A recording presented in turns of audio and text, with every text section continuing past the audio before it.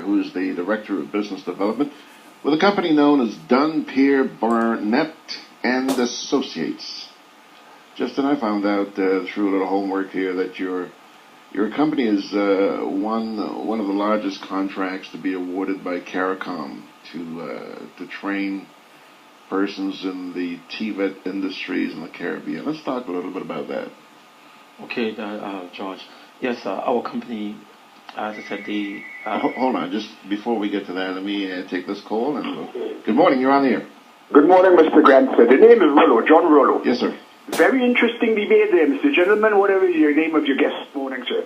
His name is Mr. Justin Pierre, sir. Mr. Pierre, sir, good morning. Are you a Grenadian, Mr. Pierre, sir? Yes. Hallelujah. Great. You know, I know Grenadians and so on have a lot of knowledge and know very well the things to be done. I just want to throw you back a bit.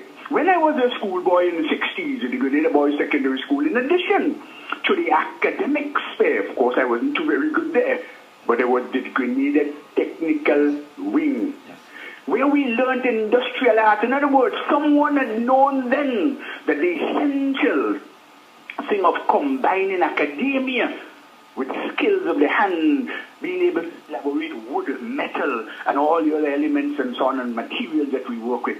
We moved away from that. Instead, what we did at all, and that is the responsibility of our leaders, they're taking away our capacity to build what we have with what we have to prepare us to do the 3D job in the United States and the UK and Europe. Look, my brother, I fully support you in your efforts and so on, but we need to get to our leaders to stimulate the ability, developing and including technology as the advancement and the dynamism of the times call for. Yes. But we need to work with our people to teach them how to use their hands. Technology alone and fancy ringy-dingy doesn't resolve the problems of the nation. Yes. So please press on, sir. Yes. I fully support your effort. Yes, thank you. Have a nice day, sir. Thank you. Thank you very, very much. As I said, to echo the words of the President of the United States, Mr. Obama, he said, you still cannot build a house over the internet. You must get skilled people. You must get your contracting people to work. So despite all the education on the academics, you must have skilled persons, people that are trained to do the work. And also you mentioned about the 60s.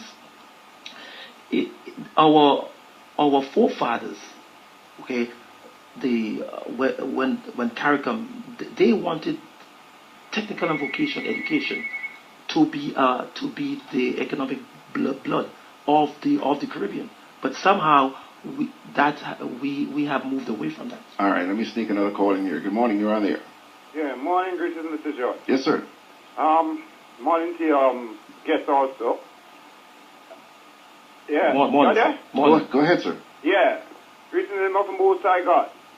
Now, what I'm picking up there now is finding the source of knowledge. And what I think is the best thing for the roots of knowledge is just like we have the university. Okay? The word university to me comes from the universe. Right? So I think the first knowledge that we should try to emphasize on is the knowledge of knowing God and how he functions in man. And the second knowledge we should put forward is the historical knowledge of our past, of our foreparents, and our generation. So from this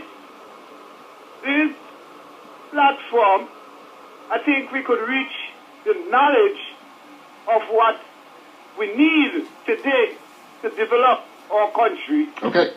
Okay? Thank you very much, sir. Thank you very much. You have a nice day. Take it easy, man. All right. Well, thank you, caller. In terms of, I'm here. I understand what he says is that we have to have the knowledge. I mean, we're not saying that we should do away with academic education, but there should be a marriage between vocational and technical education, because, as I said, I was just looking at when the 1990 TVET strategy that was signed in Chagaramas, the Treaty of Chagaramas.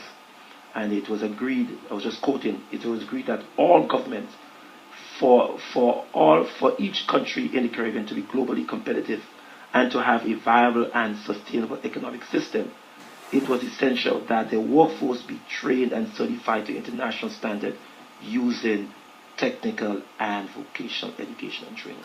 All right. So, before we get too far sidetracked, I want to get back to, you were telling me a little bit about